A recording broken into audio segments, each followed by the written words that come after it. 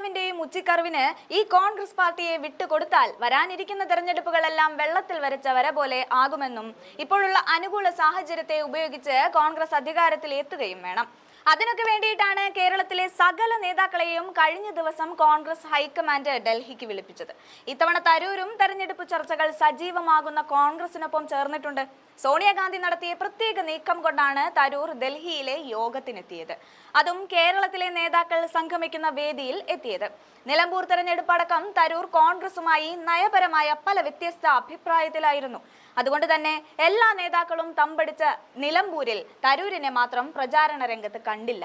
ഒന്നോർക്കണം, തരൂരാണ് താരപ്രചാരക മുഖമുള്ള ഒരു കോൺഗ്രസ് നേതാവ്. എന്നാൽ ഇന്നിപ്പോൾ തദ്ദേശ നിയമസഭാ തെരഞ്ഞെടുപ്പുകൾ പടിവാതിൽക്കൽ വന്നു നിൽക്കുമ്പോൾ സതീശൻ ഉടക്കി നിൽക്കുന്നു എന്നത് പലപ്പോഴും പ്രത്യക്ഷവുമാണ്.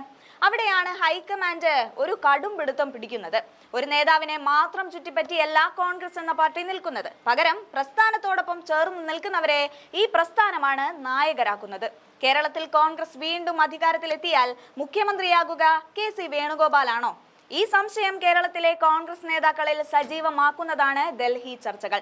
മുഖ്യമന്ത്രിയായി ആരെയും ഉയർത്തിക്കാട്ടില്ലെന്ന് ഹൈക്കമാൻഡ് വ്യക്തമാക്കിയിട്ടുണ്ട്. ഇത് നിയമസഭാ തെരഞ്ഞെടുപ്പിൽ മത്സരിക്കുന്നവരെ വെട്ടി മുകളിൽ നിന്നും ആളെ കൊണ്ടുവരാനുള്ള നീക്കമാണെന്നാണ് സജീവം. തദ്ദേശ നിയമസഭാ തെരഞ്ഞെടുപ്പുകൾ പടിവാതിൽക്കൽ നിൽക്കെ കോൺഗ്രസിൽ സുപ്രധാന തീരുമാനങ്ങൾ എടുക്കാൻ കോർ കമ്മിറ്റിയും വരുന്നുണ്ട്. കേരളത്തിലെ മുതിർന്ന നേതാക്കളുമായി ഹൈക്കമാൻഡ് നടത്തിയ യോഗത്തിലാണ് തീരുമാനം. ഇന്നലെ നടന്ന ഹൈക്കമാൻഡിന്റെ അടിയന്തര യോഗത്തിലേക്ക് ക്ഷണം കിട്ടിയവരെല്ലാം കോർ കമ്മിറ്റിയുടെ ഭാഗമാകും. KPCCയിൽ ജംബോ കമ്മിറ്റിക്ക് നയരൂപീകരണ തീരുമാനമെടുക്കാൻ കഴിയില്ല. അതിനിടെ കേരളത്തിൽ ഗ്രൂപ്പിന് അതീതനായി വളരാൻ KCയും ഇനി ശ്രമിച്ചേക്കും. പാർട്ടിയിലെ ഗ്രൂപ്പിസം കുറയ്ക്കാനാണ് കോർ കമ്മിറ്റി എന്ന ആശയം കൊണ്ടുവരാൻ കാരണം. എന്തായാലും ഇവിടെ ഹൈക്കമാൻഡ് യോഗത്തിൽ ശശി തരൂരും പങ്കെടുത്തിരുന്നു. ഇതും കോൺഗ്രസ് രാഷ്ട്രീയത്തിൽ തരൂർ സജീവമാകുമെന്നതിന്റെ സൂചനയാണ്. If there is no unity, then why we are all standing? That's a general statement only. only. A general statement. Any name he hasn't mentioned. He has not mentioned any particular. One second. Let me explain in Malayalam. Leaders in Kerala, they are destroying the unity of the party today. What's your comment on that? What? Some leaders. There is no unity among Kerala Congress leaders. K. Sudhakar. If there is no unity, then why we are all standing? That's a general statement There is only. a general statement. Any name he hasn't mentioned. He has not mentioned. Any particular. One second. Let me explain in Malayalam. ബഹുമാന്യ ICC general secretary കേരളത്തിൻ്റെ ചുമതലയുള്ള ദീപാദാസ് മുൻഷി കാര്യങ്ങൾ വിശദീകരിച്ചിട്ടുണ്ട്. കേരളത്തിലെ കോൺഗ്രസ് സുപ്രധാനമായ 2 തെരഞ്ഞെടുപ്പുകൾക്ക് വേണ്ടി ഒരുങ്ങിക്കഴിഞ്ഞിരിക്കുന്നു. തദ്ദേശ തെരഞ്ഞെടുപ്പിൻ്റെ തീയതികൾ നവംബർ ആദ്യം പ്രഖ്യാപിക്കും. ഞങ്ങൾ എല്ലാ തലത്തിലും ഒരുങ്ങിക്കഴിഞ്ഞു.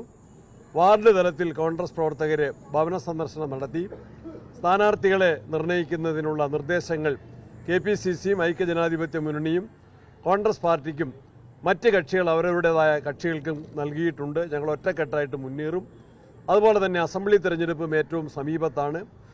ഇന്ന് കേന്ദ്ര ഇലക്ഷൻ കമ്മീഷൻ പ്രഖ്യാപിച്ചിരിക്കുന്ന SIR കേരളത്തിൽ നടപ്പിലാക്കരുത് തദ്ദേശ തെരഞ്ഞെടുപ്പിൻ്റെ പശ്ചാത്തലത്തിൽ എന്ന് ഞങ്ങൾ ആവശ്യപ്പെട്ടിരുന്നു. എന്നാൽ കേരളത്തെ വളരെയേറെ ദോഷകരമായിട്ട് ആ പ്രഖ്യാപനം ബാധിച്ചിരിക്കുകയാണ്.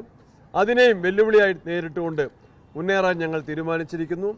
കോൺഗ്രസ് പ്രസിഡന്റും ബഹുമാന്യ പ്രതിപക്ഷ നേതാവ് രാഹുൽജിയും ഞങ്ങൾക്കെല്ലാവർക്കും ആവശ്യമായ നിർദ്ദേശവും കരുത്തും പകർന്നു നൽകിയിട്ടുണ്ട്. നേതാക്കന്മാരുടെ സാന്നിധ്യത്തിൽ ഞങ്ങൾ മണിക്കൂറുകൾ എടുത്ത ചർച്ച തെരഞ്ഞെടുപ്പിൻ്റെ തന്ത്രങ്ങളായിരുന്നു.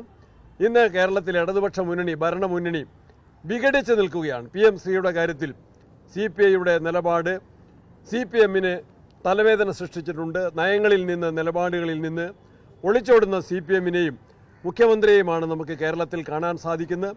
ശബരിമല വിഷയത്തിൽ ഇതുവരെയും യഥാർത്ഥ പ്രതികളിലേക്ക് എത്തിയിട്ടില്ല. നഷ്ടപ്പെട്ട കിലോ കണക്കിന് സ്വർണം വീണ്ടെടുക്കാൻ നടപടികൾ സ്വീകരിച്ചിട്ടില്ല. അന്വേഷണം ഹൈക്കോടതിയുടെ നിർദ്ദേശമുണ്ടായിട്ടും ഇഴഞ്ഞു നീങ്ങുകയാണ്. ജനങ്ങൾ ഇവിടെ ദീപാജി ചൂണ്ടിക്കാട്ടിയതുപോലെ വിലക്കയറ്റം, വന്യമൃഗശല്യം, തൊഴിലില്ലായ്മ, ആശാവർക്കർമാരുടെ ദുരിതങ്ങൾ, ഇതെല്ലാം നിരവധിയായ പ്രശ്നങ്ങൾ ജനങ്ങൾ നേരിട്ടുകൊണ്ടിരിക്കുകയാണ്. അതിൽ നിന്നെല്ലാം മോചനം ലഭിക്കുന്നതിന് വേണ്ടി ജനങ്ങൾ തയ്യാറായി കഴിഞ്ഞിരിക്കുന്നു. 2 ഇലക്ഷനുകളിലും ജയിക്കാൻ ഐക്യജനാധിപത്യ മുന്നണിയും ഇന്ത്യൻ നാഷണൽ കോൺഗ്രസും പ്രതിജ്ഞാബദ്ധമാണ്, സുശക്തമാണ്, സുസംഘടിതമാണ്, സുനിശ്ചിതമാണ് ഈ മുന്നേറ്റം.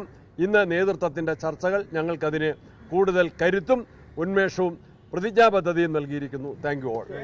കേരളത്തിലെ പാർട്ടിക്ക് അതിർത്തിയുണ്ടെന്ന് കെ. സുധാകരൻ അടക്കം പറഞ്ഞിരുന്നു. എല്ലാവരും ഒറ്റക്കെട്ട്, എല്ലാവരും ഒറ്റക്കെട്ട്. അതിർത്തിയില്ല, സംതൃപ്തി. സംതൃപ്തിയുള്ളൂ. പക്ഷേ ഇത് ഇന്ന് അനൈക്യം ഉണ്ടാക്കുന്ന ചില നേതാക്കൾ എന്നതാണ് കെ.